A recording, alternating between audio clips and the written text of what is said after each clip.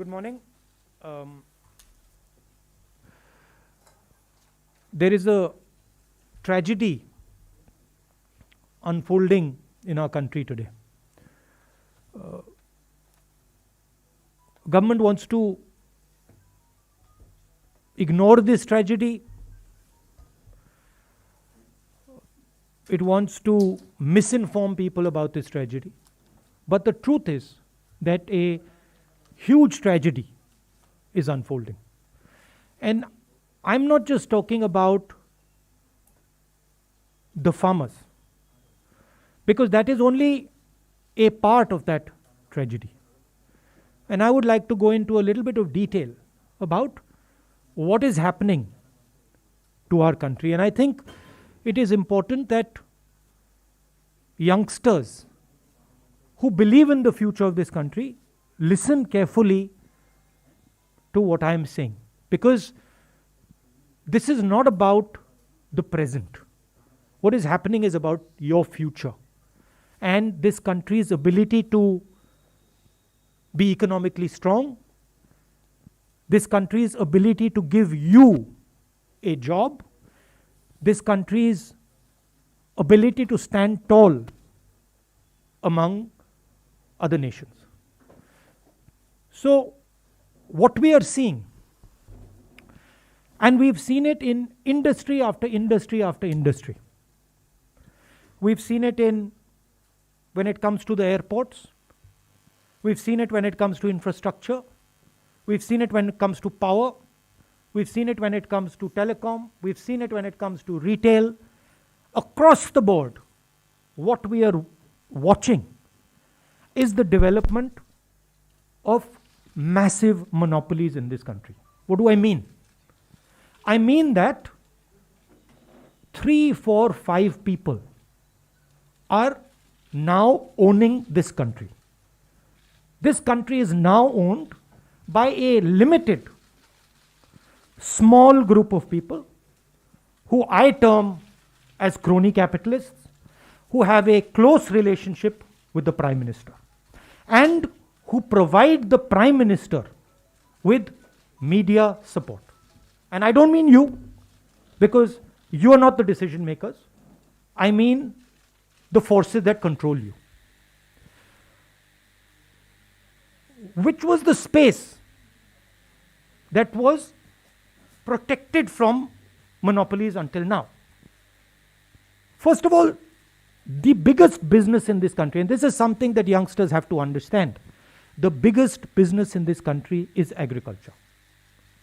60% of our people are in agriculture, and in terms of the value, agriculture is by far the biggest hit. Agriculture is not just what the farm grows. Agriculture is the machinery that moves that produce. Agriculture is the structure of how that produce is sold. And now what we are seeing is the last bastion that was protected from monopoly is now being overrun. How is it being overrun? 3 new laws have been passed. They are designed to destroy Indian agriculture. How are they designed to do it? By destroying the Mandi, by destroying the Essential Commodities Act, and by making sure that no Indian farmer can go to court to protect himself. And to me it is a tragedy that this entire country is just watching this ridiculous show. It is a tragedy because it shows me that the country itself is not able to understand the depth of what is happening. So what is going to be the result of this? The result of this is going to be 3 or 4 people are going to own India. 3 or 4 people are going to own the entire agricultural system. Farmers will not get the value they deserve.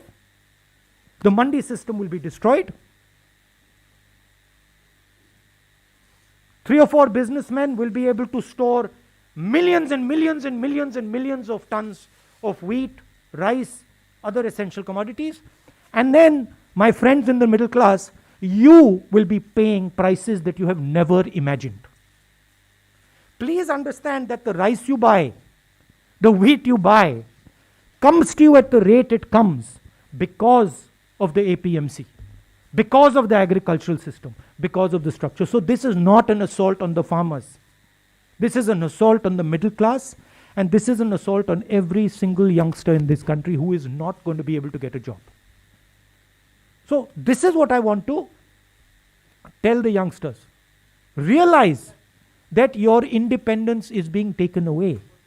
Realize that this happened before, and we fought this. And everything we have today is because of the fight that we fought. And the same exact thing is happening to India today. This is the simplest way I can put it. So, why are the farmers of Punjab and the farmers of Haryana standing there? Who are they? They are the patriots of this country who are protecting the livelihood of 60% of this country. I 100% support them. And I go further. Every single Indian person should support them because they are fighting for us. They are not fighting for themselves. They are fighting to prevent this country from falling into the hands of 2 or 3 people. That is the heart of what I wanted to say. मैं हिंदी में बोल देता हूं. देखिए, अगर आप पिछले 6-7 साल को देखें तो हर इंडस्ट्री में उन्हीं 4-5 लोगों की मोनोपोली बन रही है. पावर देखिए, एयरपोर्ट्स देखिए, पोर्ट्स देखिए, टेलीकॉम देखिए, जहां भी आप देखेंगे उन्हीं 4-5 लोगों की मोनोपोली बन रही है. मतलब इस देश के 4-5 नए मालिक हैं. आज तक एग्रीकल्चर में, खेती में मोनोपोली नहीं थी. आज तक हिंदुस्तान के खेतों का फायदा किसानों को जाता था, मजदूरों को जाता था, मिडिल क्लास को जाता था, गरीबों को जाता था. कैसे? एक पूरा ढांचा था जो इन लोगों की रक्षा करता था. उसमें मंडियां शामिल थीं, उसमें एसेंशियल कमोडिटीज एक्ट शामिल था, उसमें लीगल सिस्टम शामिल था. ये 3 कानून खेती में, एग्रीकल्चर में एक बार फिर जो इंडिपेंडेंस से पहले हालत थी वो करने जा रहे हैं. 4-5 लोगों के हाथ में पूरा का पूरा हिंदुस्तान की खेती का ढांचा नरेंद्र मोदी जी दे रहे हैं. इसीलिए किसान बाहर खड़े हैं और किसान अपनी रक्षा नहीं कर रहे हैं. और ये हमारे मिडिल क्लास भाइयों को और खासतौर से युवाओं को समझना होगा, वो आपकी रक्षा कर रहे हैं, वो आपके भोजन की रक्षा कर रहे हैं. और हम सबको पूरा का पूरा उनको समर्थन देना है. ये हिंदुस्तान की रियलिटी है. अब आप मुझसे कोई सवाल पूछना चाहते हैं, जरूर पूछिए. We'll take questions. देखिए, एक बात है, ये जो प्रेस कॉन्फ्रेंस है ये मैं किसान भाइयों के लिए कर रहा हूं. तो ब्रॉडली मैं आपके जवाब दूंगा, मगर डिस्ट्रैक्ट करने की आप कोशिश मत कीजिए. We'll go one by one. Let's go with Sanjeev from PTI. I'll come to you, ma'am. I've noted it. You know there is a deadlock currently over the issue of farmers. Both the government and the farmers sticking to their stance. So where do you think lies the solution to this issue? And do you think convening an all-party meeting would be a... There is no deadlock. You have to understand what is going on. There is no deadlock. The government believes that they can tire out the farmers. The government, in its arrogance, believes that किसानों को थकाया जा सकता है, किसानों का बेवकूफ बनाया जा सकता है. किसानों को ना थकाया जा सकता है, ना उनका बेवकूफ बनाया जा सकता है. किसान प्रधानमंत्री से ज्यादा होशियार है. प्रधानमंत्री से ज्यादा समझ हिंदुस्तान के किसान को है, क्या हो रहा है क्या नहीं हो रहा है। तो that is the reality. Solution एक ही आएगा, ये तीनों कानूनों को वापस लेना पड़ेगा, और कोई सोल्यूशन नहीं आएगा। We are exerting more pressure. We are already exerting pressure. This press conference is a means of exerting pressure. But more than exerting pressure, I think the thing to understand is that this is not about farmers. This is about the creation of massive monopolies in this country that are going to take away wealth from the people of India. This is the crux of it. Please tell me one industry in India today, just name it for me, which is not monopolized by the same 5-6 people. That is the real crux of the issue. The farmers are, this is the first step, but you will see after the farmers, India will not be able to produce jobs. Why is it that the Indian economy has gone from the best performance to the worst performance? Siddharth from ANI, I've noted that.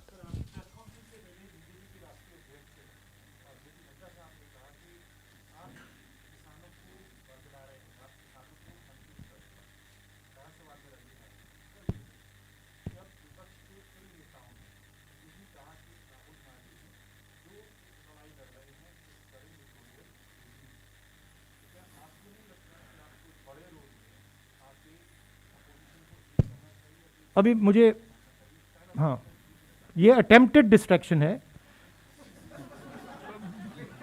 ये अभी full distraction नहीं है, attempted distraction है, but ठीक है। हाँ, देखिए जो उनके दिल में है वो मेरे बारे में कहते हैं। सरकार किसानों को डिस्ट्रैक्ट करने की कोशिश कर रही है। सरकार कह रही है किसानों को कि देखिए बात करिए हमसे, 10 बार बात हो गई, 9 बार बात हो गई, वो उसको सरकार घसीटती जा रही है। तो रियलिटी किसान जानते हैं, और राहुल गांधी कौन है, क्या करता है, हिंदुस्तान का हर किसान जानता है। किसान जानता है भट्टा परसौल में नड्डा जी नहीं खड़े थे, मैंने तो उनको नहीं देखा।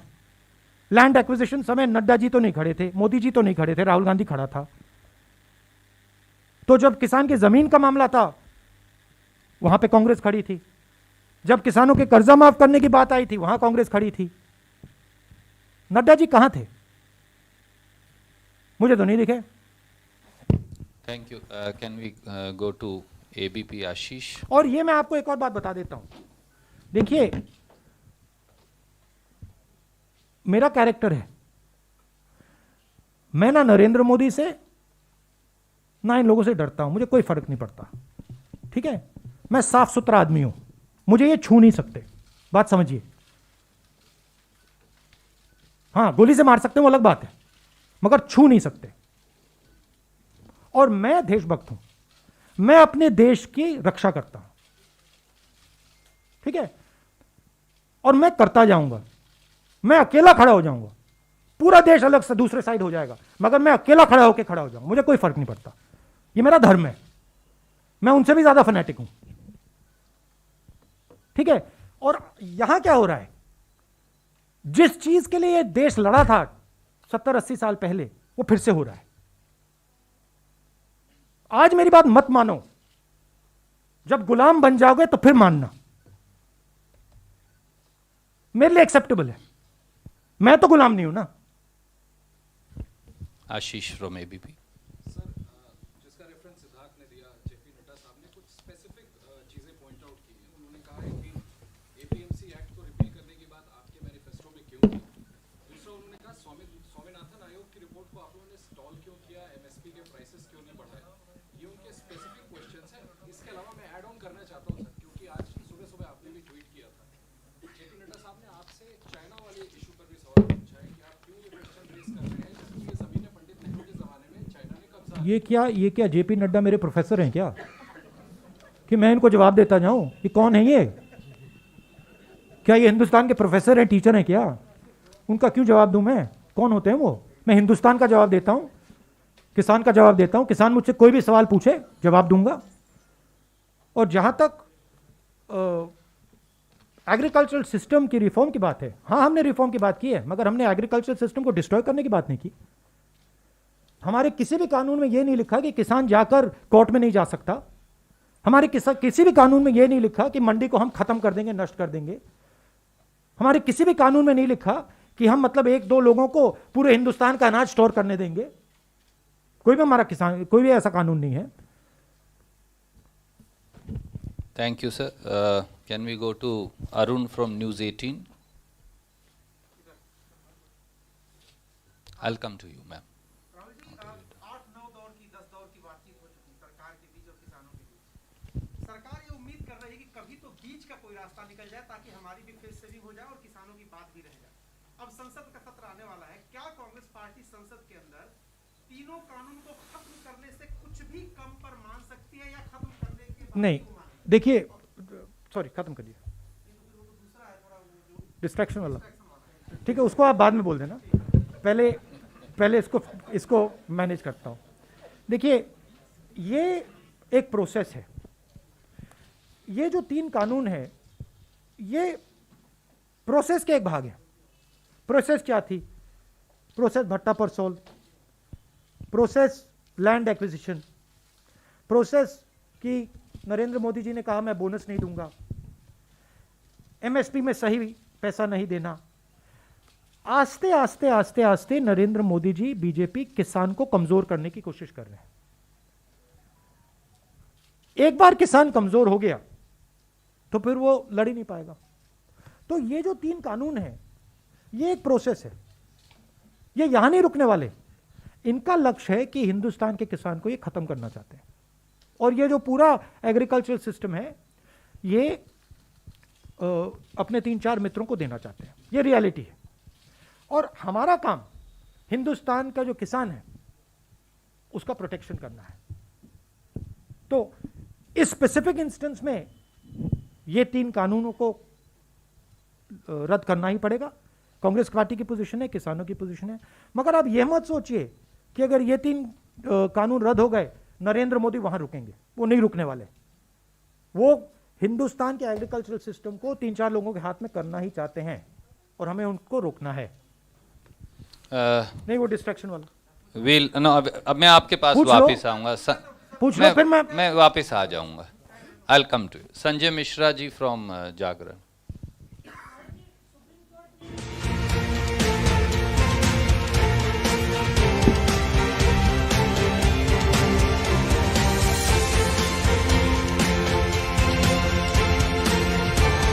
देखिए, सुप्रीम कोर्ट पे मैं टिप्पणी नहीं देना चाहता हूं, बट सुप्रीम कोर्ट की रियलिटी पूरे हिंदुस्तान को दिख रही है। Thank you, sir. I'll come to you. I'll come to you. Anand Patel from India Today. You spoke about the narrative and the agenda which the government is trying to set whenever it is in a suit. The farmers were also labeled as Naxals and terrorists and Khalistanis, and certain media also played it up. Now they stand exposed to the WhatsApp chat leaks. How do you see this kind of attempt, time and again by the government whenever such incidents occur? Look, the law will take its own course, but I have an observation. This was top secret information. This was not provided to anybody else. There were 4 or 5 people who knew this information. Prime Minister of India, possibly the Defense Minister of India, the Home Minister of India, the Air Force Chief. These would be the 5 people who would know this. This is a criminal act. Giving official secret information to a journalist is a criminal act, both on the part of the person who accepted it and on the part of the person who gave it. These people call themselves patriots, right?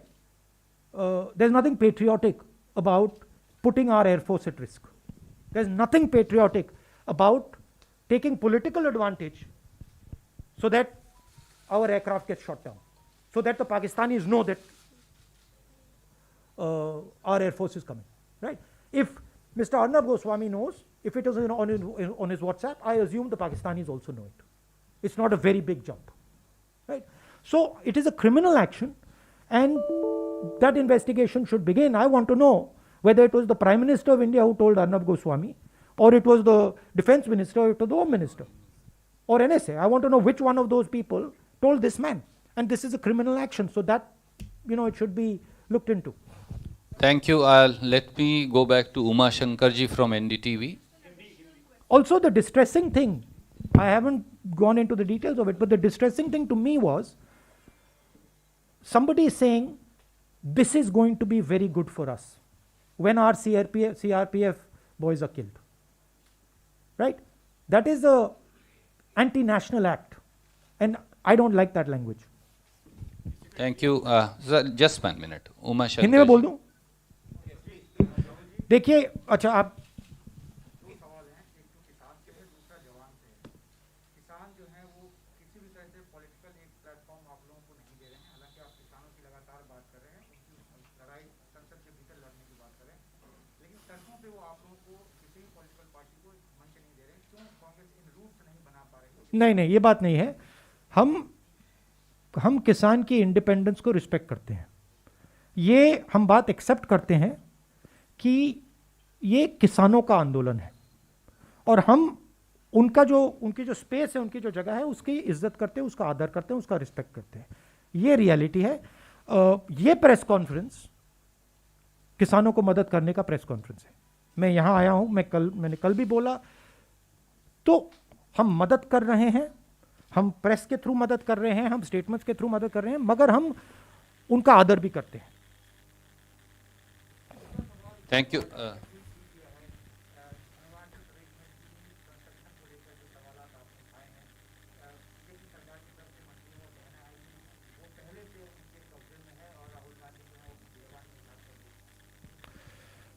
देखिए, मैंने corona के समय कहा था फरवरी में कि बहुत बड़ी प्रॉब्लम क्रिएट होने वाली है। आप में से लोगों ने मजाक उड़ाया, ठीक है? आप में से लोगों ने कहा कि देखो राहुल गांधी क्या बोल रहे हैं, सब था फियर मॉन्गरिंग। मैं आपको आज बता रहा हूं, और आप अपने नोटपैड में ये लिख दीजिए, चाइना हिंदुस्तान की कमजोरी को देख रहा है और समझ रहा है, और चाइना के पास एक साफ क्लियर स्ट्रेटेजिक विजन है। वो दुनिया को शेप करना चाहते हैं। हिंदुस्तान के पास कोई स्ट्रेटेजिक विजन नहीं है। हिंदुस्तान प्रदर्शन कर रहे हैं। कभी ये करता है, कभी वो करता है, स्ट्रेटेजिकली काम नहीं कर रहा है। चाइना ने हिंदुस्तान नमस्कार, को स्वागत 2 है बार आप टेस्ट सभी का। किया आप देख रहे हैं पंजाब के सी स्पोर्ट्स। एक बार ढोकलाम में टेस्ट किया है, भारत और ऑस्ट्रेलिया के और अब बीच लद्दाख में 3 अपने मैचों की ट्रूप्स एक डालकर टेस्ट किया है। वो टेस्ट कर रहा है, वो ऐसे देख रहा है। और मैं आपको बता रहा हूं कि अगर चाइना को क्लियर मैसेज हिंदुस्तान ने नहीं दिया, अगर हिंदुस्तान ने क्लियर अपने दिमाग में स्ट्रैटेजी नहीं बनाई, चाहे वो मिलिट्री स्ट्रैटेजी हो, चाहे वो इकोनॉमिक स्ट्रैटेजी हो, चाहे वो जियोपॉलिटिकल स्ट्रैटेजी हो, तो चाइना चुप नहीं बैठेगा। चाइना इसका फायदा उठाएगा, और जब फायदा उठाएगा तब नुकसान हो जाएगा, तब आप उसको रोक नहीं पाओगे। इसीलिए मैं रिपीट करता जा रहा हूं, मैं रेड फ्लैग रेज कर रहा हूं सरकार के लिए। आपके जमीन के अंदर आ गए हैं, आपको लगता है कि ये इसको आप तू मैं करके परे कर सकते हो। आपको लग रहा है कि आप इवेंट मैनेजमेंट के थ्रू इसको मैनेज कर सकते हो। आप गलत फहमी में हो। चाइना दूसरी चीज है। चाइना डोमिनेट करना चाहता है, और वो सिस्टमैटिकली काम कर रहा है। आपके शब्दों से कुछ फर्क नहीं पड़ने वाला है। आप मेरे बारे में कुछ भी बोल दो, कुछ फर्क नहीं पड़ने वाला है। आपका काम हिंदुस्तान की रक्षा करने का है, आप नहीं कर रहे हो, और उसका नतीजा हिंदुस्तान को देखने को मिलेगा। रियलिटी से नहीं हट सकते हैं। इसीलिए मैं वार्निंग दे रहा हूं कि देखिए, मैं ऑपोजिशन लीडर हूं, मेरा काम है, देखिए कोरोना आ रहा है, इकोनॉमिक डैमेज होगा, लोग मरेंगे, तैयारी कर लीजिए। उन्होंने कहा राहुल गांधी बकवास कर रहे हैं। आपने देख लिया, इकोनॉमी उड़ गई, रोजगार खत्म हो गया, मजदूर मर गए। क्यों? क्योंकि वो बस बातचीत करते रहते हैं। उनके माइंड में एक्चुअल वो एक्शन नहीं करना चाहते। और दुनिया डेंजरस रास्ते से निकल रही है। ट्रांजिशन पीरियड है, बदलाव का पीरियड है, और जो हमारी नेशनल लीडरशिप है उसको सीरियसली लेना चाहिए। Thank you, sir. Can I go back to Raman?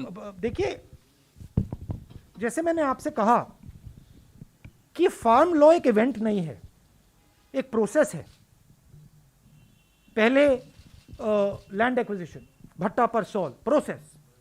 China एक इवेंट नहीं है, चाइना एक प्रोसेस है। और मैं स्टडी करता हूं, मैं सोच समझ के बोलता हूं। मैं आपको बता रहा हूं, बहुत डेंजरस सिचुएशन बन रही है। शुक्रिया। मैं क्या सब साथियों से अनुरोध करूं कि जैसा राहुल जी ने कहा था कि ये किसान मजदूर को लेकर पत्रकार वार्ता है, तो हम अपना प्रिंसिपल फोकस वहां रखेंगे। Raman from news 24। Yes, welcome. Press conference में कई बार जिक्र किया कि भट्टा परसौल में या भूमि अधिग्रहण कानून किसी को नहीं लगता था कि वापस होगा, लेकिन सरकार पर आपने दबाव बनाया और वापस हुआ। और हमने तमिलनाडु में भी आपका बयान देखा कि जो आपने कहा कि मैं आपको कह रहा हूँ कि इस कानून को, जो कृषि कानून है, इस कानून को भी सरकार को वापस लेना होगा। लेकिन एक किसान नेता का बयान कल या परसों आया था। उन्होंने कहा कि अगर विपक्ष मजबूत होता तो शायद हम लोग को सड़क पर बैठना नहीं पड़ता। कई महिलाओं ने कहा कि हम अपने घरों से नहीं निकलते हैं, लेकिन यहाँ पे सड़क पर टेंट में बैठे हुए हैं। आपको लगता है कि ये रियलिटी है, उनको भी इस बात को स्वीकार करना पड़ रहा है कि विपक्ष मजबूत नहीं है, इसी के चलते देखिए, जो विपक्ष लड़ता है वो इंस्टीट्यूशनल फ्रेमवर्क के साथ लड़ता है।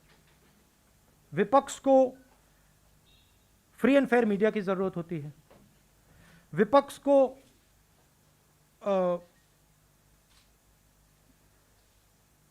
इंस्टीट्यूशंस की जरूरत होती है, विपक्ष को जुडिशरी की जरूरत होती है, विपक्ष को पार्लियामेंट की जरूरत होती है। तो हर इंस्टीट्यूशन को इन लोगों ने कैप्चर कर रखा है।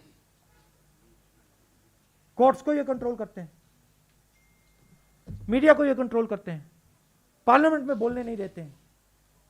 तो जिस प्रकार से अंग्रेज हिंदुस्तान को चलाते थे कि देखो,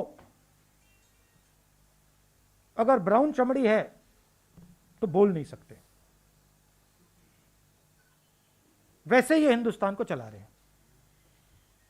बोल नहीं सकते, बोलोगे तो मारेंगे।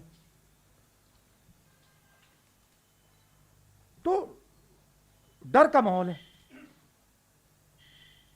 आपने अभी बोला कि सब लोग कहते हैं कि राहुल गांधी लड़ रहा है, मगर डर का माहौल है। आप लोग जानते हो कि जो आपको रियलिटी दिख रही है आप नहीं कह पाते हो, आप मेरे पास आके कहते हो। तो ये हिंदुस्तान की रियलिटी है और इससे हम लड़ेंगे। Thank you sir. दोबारा फिर किसानों पर फोकस लाते हुए मौसमी फ्रॉम आज तक। राहुल, आपसे पूछना चाहते हैं, हम लोग सिंघू लगातार जा रहे हैं और वहाँ पे कई किसानों ने अपनी जान गंवाई है, उनको शहीद का दर्जा वहाँ पे दिया जा रहा है। पर अगर आप देखिए तो लगातार इस तरह की सरकार भी एफिडेविट कोर्ट में दे रही है कि खालिस्तानी एलिमेंट है और वहाँ पे ऐसे संगठन है जो देश को विभाजित करना चाहते हैं। इस तरह का एफिडेविट सुप्रीम कोर्ट में भी सरकार दे रही है। तो क्या आपको लगता है क्या अंजाम है इसका? और कई नेता सिंघू बॉर्डर पर गए, अरविंद केजरीवाल भी गए। अगर कांग्रेस से लड़ाई लड़ रही थी, क्या आपने मुनासिब नहीं समझा कि वहाँ जाना चाहिए? नहीं, वो तो मैंने आपको समझाया कि हम किसानों की जो का आंदोलन है उसको रिस्पेक्ट करना चाहते हैं। तो दैट इज द रीजन। देखिए, आपका पहला सवाल क्या था? सॉरी। कई किसान शहीद हुए हैं हाँ, वहाँ पे ठंड की वजह और खालिस्तानी। हाँ, देखिए, गवर्नमेंट का अप्रोच है कि एटीट्यूड है कि हमें सब कुछ मालूम है और हमारे खिलाफ जो भी बोलता है वो एंटी नेशनल है, क्रिमिनल है, ये इनकी अप्रोच है। हम जो बोल रहे हैं, हमें प्रॉब्लम दिख रही है, कोरोना की हमें प्रॉब्लम दिखी, हमने बोला गवर्नमेंट हमारा दुश्मन बना देती है। हमने चाइना की बात बोली, गवर्नमेंट हमारा दुश्मन बना देती है। बट हम वार्निंग सिग्नल दे रहे हैं। गवर्नमेंट को यह समझ नहीं आ रही है कि मान लो इन्होंने इन किसानों को दबा भी लिया, मामला वहां नहीं रुकने वाला, एनर्जी कहीं और से निकलेगी, युवाओं से निकलेगी, अनएम्प्लॉयड यंगस्टर्स से निकलेगी। तो हम वार्निंग दे रहे हैं कि देखिए आपने हिंदुस्तान के किसानों पर आक्रमण किया है, यह आप मत कीजिए, आप इनकी शक्ति को नहीं पहचान रहे हैं। तो ये रियलिटी, इनकी अप्रोच ही गलत है। ये सीखना नहीं चाहते हैं, ये सोचना नहीं चाहते हैं, ये सिर्फ बोलना चाहते हैं। इनको सिखाया गया है, आरएसएस के लोग उनको सिखाते हैं कि देखो ना तुम्हें सुनना है ना तुम्हें समझना है, तुम्हें बस बोलना है, और बोलने में ये टॉप ग्रेड है, बट सोचते नहीं है। और देश को चलाने के लिए बोलने से ज्यादा सोचने की जरूरत होती है। Thank you. I'll go one by one. Anup Vajpayee ji from Amar Ujala. There. We should conclude now after Sir, one more question. Anup is there.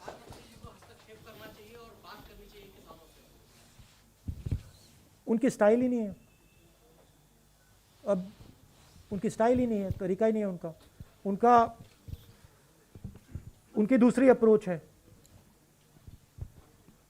हाँ, तो मेरे बोलने से क्या फायदा।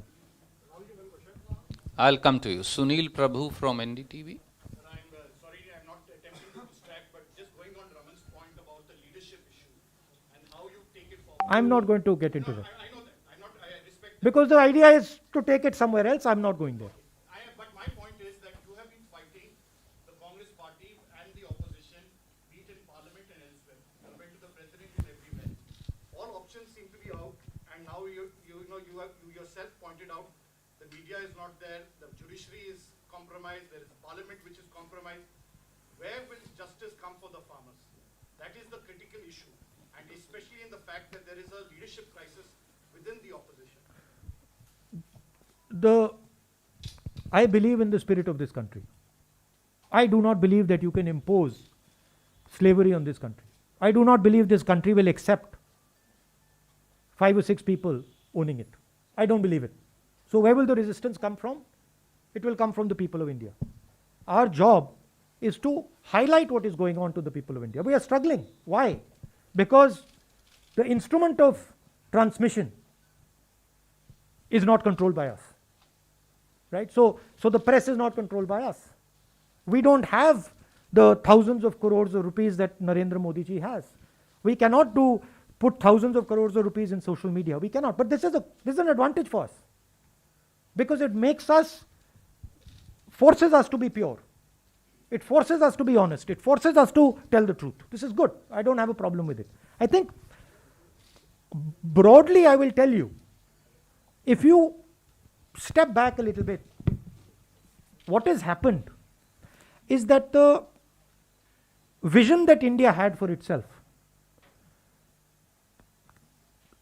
from 90s has collapsed.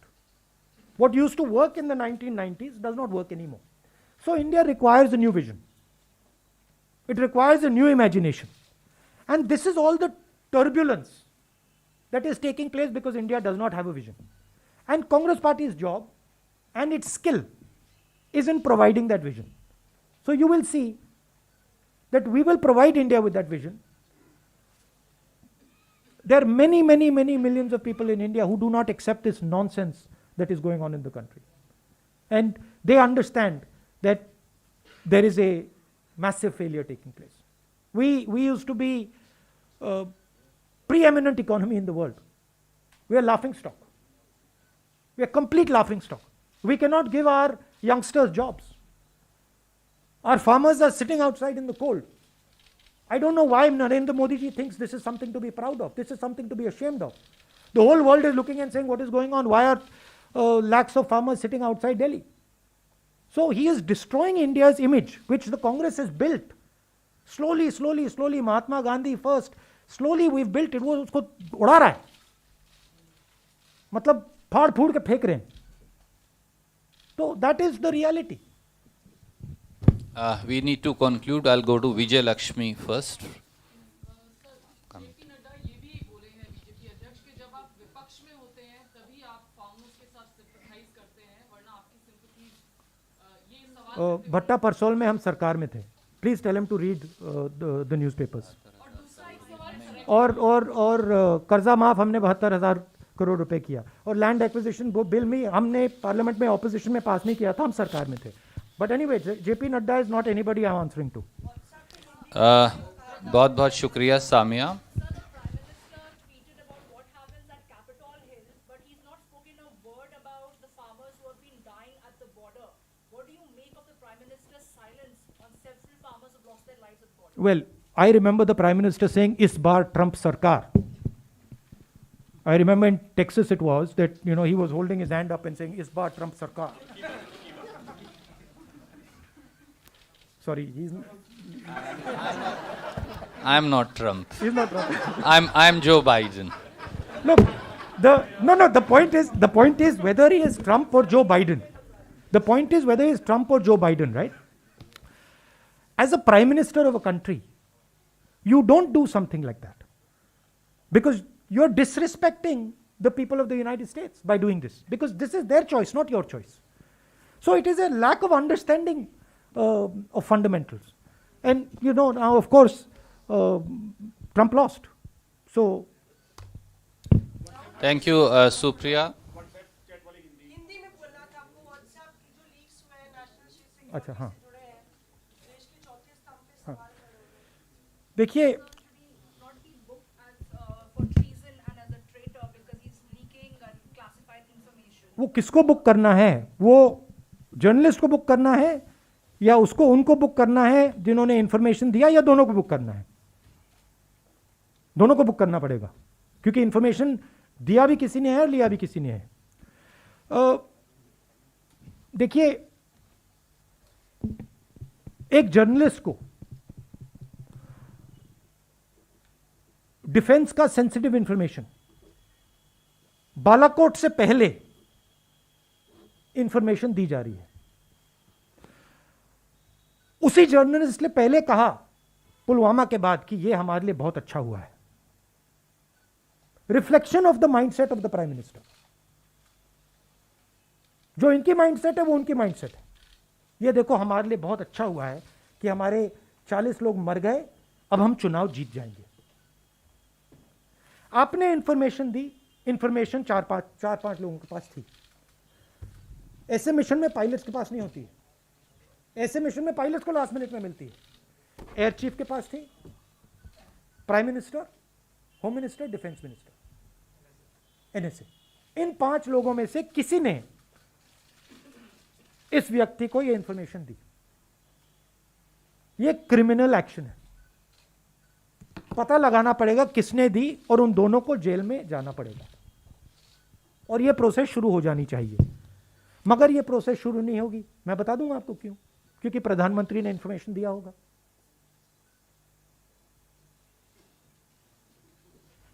तो वो तो होगी नहीं, शायद बाद में हो. क्या आधार है आप कह रहे हैं प्रधानमंत्री ने दिया है? नहीं, मैं होना चाहिए, बहुत बड़ा आरोप लगा रहे हैं. 5 लोगों के पास है. आपके पास इंफॉर्मेशन थी, आप तो नहीं दे सकती थी.